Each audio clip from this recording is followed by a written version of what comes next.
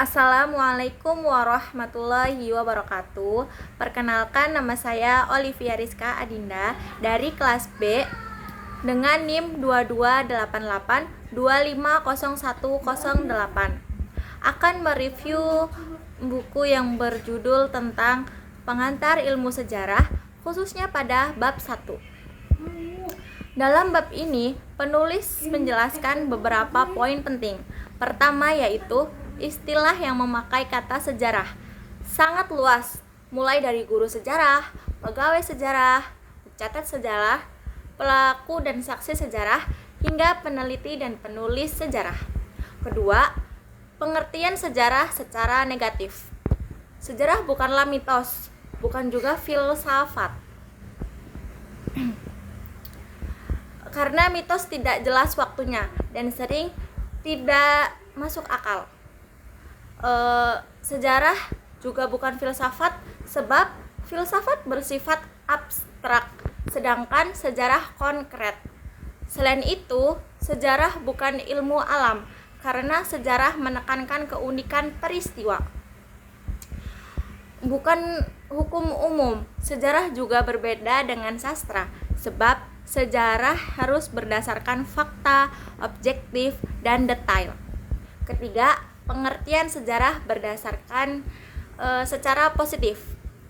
Sejarah dipahami sebagai ilmu tentang manusia, ilmu tentang waktu, ilmu tentang makna sosial, serta ilmu tentang peristiwa unik dan terperinci.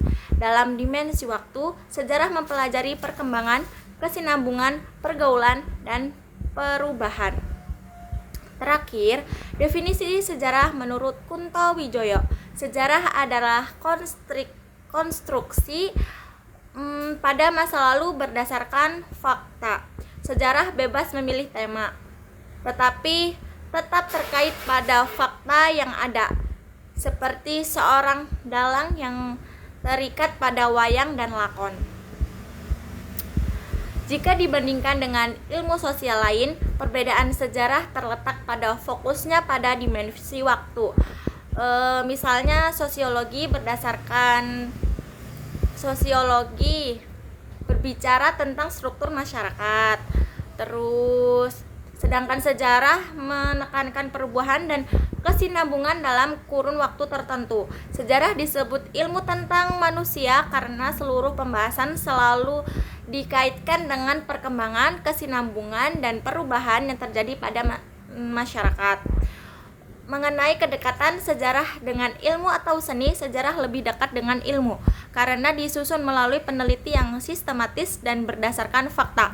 Namun, unsur seni tetap hadir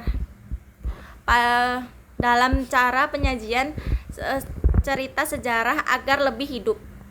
Menurut saya, definisi sejarah dari Kunto Wijoyo masih sangat relevan di era digital saat ini. Di tengah derasnya arus informasi, sejarah mengingatkan kita pentingnya berpijak pada fakta,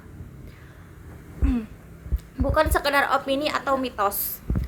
Sebagai contoh, peristiwa proklamasi kemerdekaan Indonesia pada 17 Agustus 1945 memenuhi ciri-ciri sejarah Kunto Wijoyo. Pertama, ada manusianya, yakni Soekarno, Hatta, dan masyarakat Indonesia. Kedua, jelas waktu dan tempatnya. Ketiga, memiliki banyak sosial yang besar karena menandai lahirnya bangsa merdeka. Keempat, peristiwa itu bersifat unik karena hanya terjadi sekali dalam sejarah bangsa Indonesia. Sebagai penutup, bab 1 ilmu sejarah mengajarkan kita bahwa sejarah bukan sekedar cerita masa lalu, melainkan ilmu yang konstruksi peristiwa berdasarkan fakta. Dengan memahami sejarah, kita bisa belajar dari masa lalu untuk menata masa depan. Oleh karena itu, mari kita terus menghargai sejarah sebagai bagian penting dari identitas bangsa kita. Sekian dari saya. Wassalamualaikum warahmatullahi wabarakatuh.